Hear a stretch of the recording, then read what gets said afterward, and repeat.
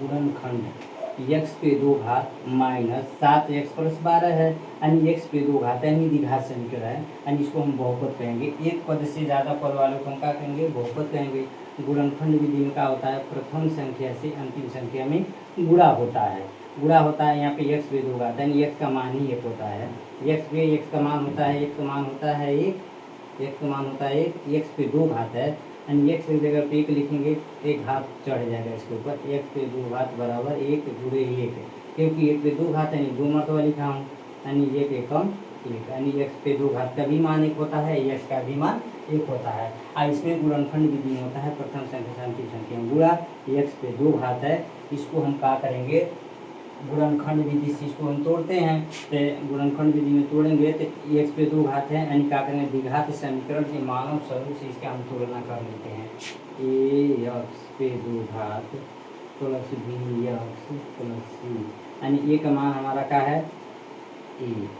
एक है, का मान b का मान है -7 और c का मान है 12। ए सी होता है, प्रथम संख्या हमारा ए है, अंतिम संख्या हमारा सी है, ए और सी में पूरा होता है। प्रथम गुणे अंतिम संख्या, ए का मान है 1, अंतिम संख्या का मान है 12, यानी सी का मान है 12, गुणा करें तो 12 कम 12 हो जाएगा। बराबर का चिन्ह लिखेंगे, बराबर का चिन्ह 12। गुणनफल हमारा 12 आना चाहिए, जोड़ने घटाने के योग -7 आना चाहिए।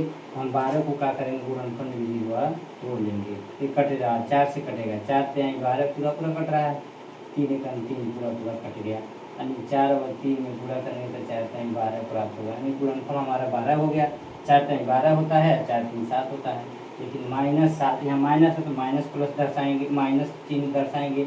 -4x में से -3x को हम घटा रहे हैं, तो जब घटाएंगे तो सामने माइनस चिन्ह है, तो बड़ा के माइनस जो चिन्ह होता है बड़ी होता है, माइनस से माइनस में भाग या पूरा करेंगे तो हो जाता है प्लस, तो यहाँ पे प्लस हो जाएगा प्लस 3x, जब जोड़ेंगे तो -7x आ जाएगा। 4 टाइम 12, 4 3 7x, यानी हमारा गुणनफल ये होगा -4x -3x। तो हम करेंगे यहाँ पे x लिखेंगे, x square -4x -3x plus 12। x पे 2 घात -4x को एक क्वेश्चन में कर लेंगे, -3x प्लस 12 को एक क्वेश्चन में रख लेंगे। अब यहाँ से कुछ कॉमन होने वाला है इस क्वेश्चन में, यहाँ भी x है, यहाँ भी x है, x निकलेगा, 2 में से 1 जाएगा, 1 ही बचेगा।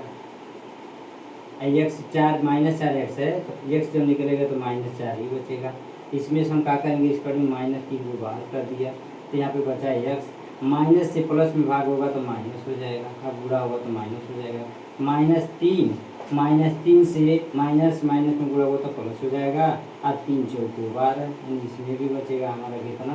x -4 दोनों क्वेश्चन में बचा है, तो हम क्या कर लेंगे? कॉमन कर रहे हैं, कॉमन करेंगे तो एक क्वेश्चन में बचेगा x -4 और दूसरे में बचेगा x -3, यही हमारा गुणनफल हो जाता है और यही हमारा आंसर हो जाता है।